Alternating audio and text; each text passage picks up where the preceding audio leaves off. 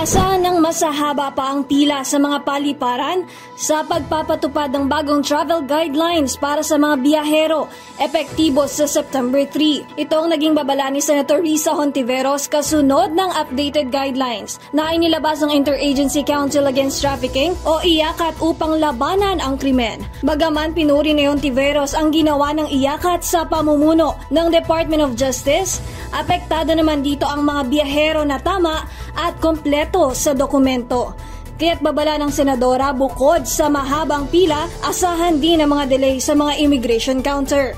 Ngunit batay sa guidelines ng IACAT, hinihingi nito ang proof of hotel accommodation ng mga bibiyahe na kailangan nilang linawin. Ipinunto rin ni Hontiveros kung hindi rin ba mahihirapan ang publiko sa mga hinihinging dokumento na nakanotaryong affidavit of support and guarantee sa mga bibiyahe. Maging ang pangakong araw ng BI na 45 seconds na pagtatanong sa mga biyahero ay baka mapako dahil sa mga dokumentong hahanapin sa mga biyahero. Para sa MBC Network News, ito si Alia Ikatlo, tuloy-tuloy sa pagbabalita, tuloy-tuloy sa serbisyo. Sama-sama tayo, Pilipino.